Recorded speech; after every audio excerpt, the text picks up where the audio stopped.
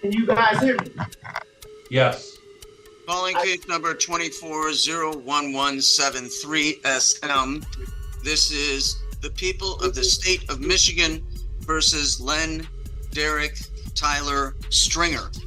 Mr. Angot, do you wish to place an appearance on the record? Judge John Angot, I'm here as appointed counsel for Mr. Stringer regarding this arraignment. However, Mr. Stringer does not acknowledge or consent to this hearing. Is that correct, Mr. Stringer?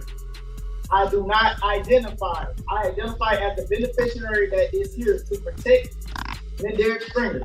Very well, Mr. Stringer. The court is going to read the charge into the record since the formal reading is not waived. Mr. Stringer, it is charged by the people of the state of Michigan that in this city of Royal Oak, county of Oakland, and state of Michigan, on or about June 16th of 2024, you did knowingly make an open or indecent exposure of your person while fondling your nipples in a public area, contrary to the statute so made and provided at Michigan Compiled Law 750.335A, subparent 2, subparent B. The court advises you that this is referred to as a Tier 1 offense under the Sex Offender Registry Act. If the victim is a minor, it is a Tier 2 offense. If you have a prior conviction for a Tier 1 offense, it is a Tier 3 offense. If you have a prior conviction for a Tier 2 offense. This is a high misdemeanor, punishable by up to 2 years in the state prison and up to $2,000. Also, a mandatory collection of DNA identifying profiling samples. There is a count 2 misdemeanor in that on the same date you did knowingly make an open or indecent exposure of your person contrary to the statute so made and provided at Michigan Compiled Law 750.335A, subparent 2, subparent A, commonly known as indecent exposure. At this time, the court enters not guilty pleas on both of these matters, so that Mr. Stringer's presumption of innocence under the constitutions of Michigan and the United States are preserved. Sir, excuse me, sir. You have not talked to my beneficiary yet. You have not talked to the person who owns the... Mr. Angot, the court is making a notation of court-appointed counsel to run through the IDSO office, and that new counsel, as appointed by Mr. Mena, can make whatever judgments they wish to make and make any motions they wish to make at Mr. Stringer's first probable cause conference. Mr. Stringer, this matter is now being set for a probable cause conference. That will be on a new date. The law entitles you to what they refer to as a preliminary examination within 21 days of this arraignment today. If probable cause is either found or waived at that preliminary examination, the matter will be bound over to the Oakland County Circuit Court for further arraignment, trial, and proceedings. The court must now set bond in this manner. That's not intended to prejudge or punish you. You are presumed innocent, Mr. Stringer.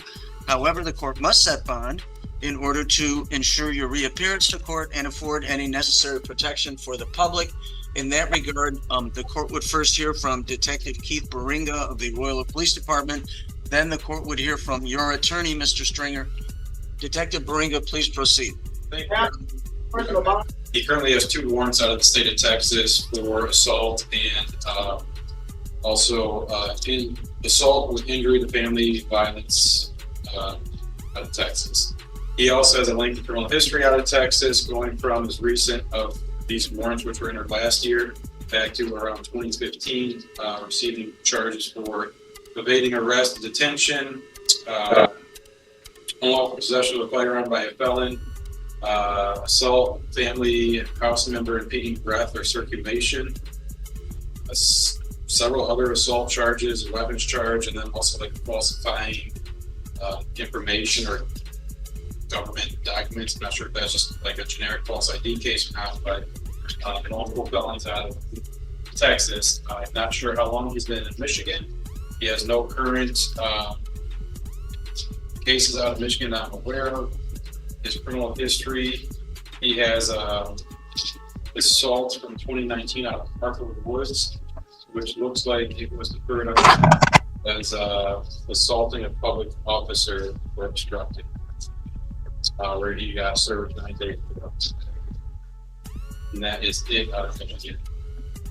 Anything further? I would also ask that he not be allowed to return to any public or private pools in the city of Royal Oak or parks, grass areas adjacent to it. Or have that. Thank you very much. Mr. Angot. Judge, as noted by the court, the presumption of innocence is absolute at this point. And so we must start from there. Mr.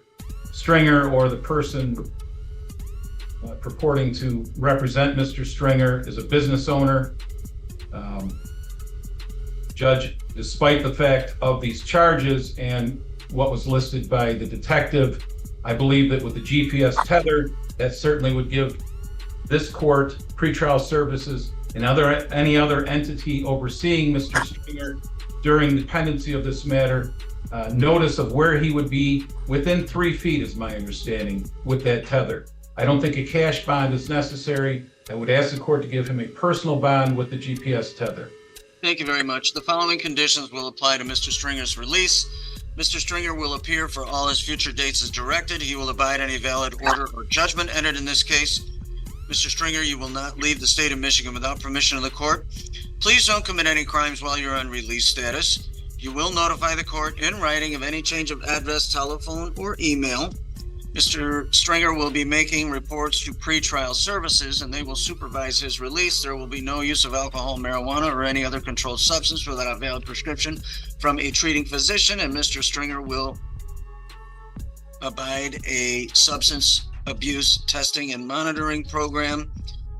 No purchase or possession of a firearm or other deadly weapon.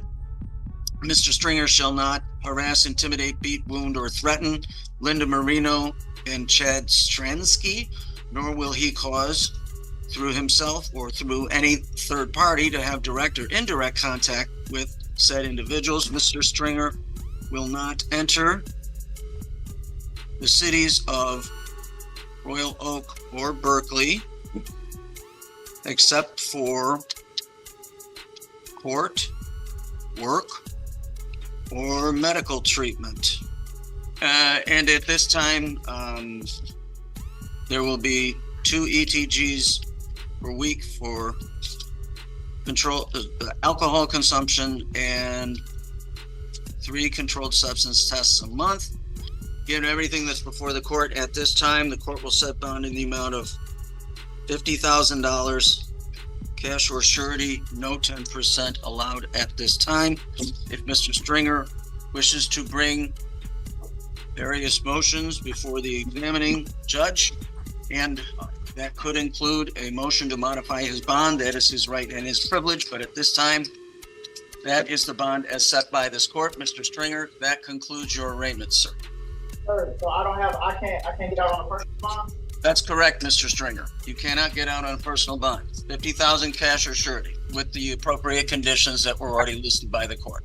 That completes your arraignment, sir. Sir, so what is going on what is going on right now? I'm sorry, sir? I'm being charged. I'm being charged. Can you please move up so the court could hear you? I said, how do you charge a dead entity, sir? I'm sorry, say that again? How do you charge a dead entity, sir?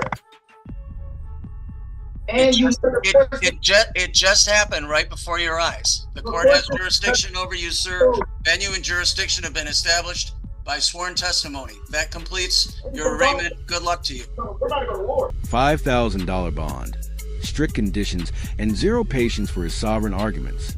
He says, "We're going to war, but this isn't a debate. It's the law." So what do you think? Strategy or self-destruction? Like, share and drop your opinion below. And subscribe for more insane courtroom moments.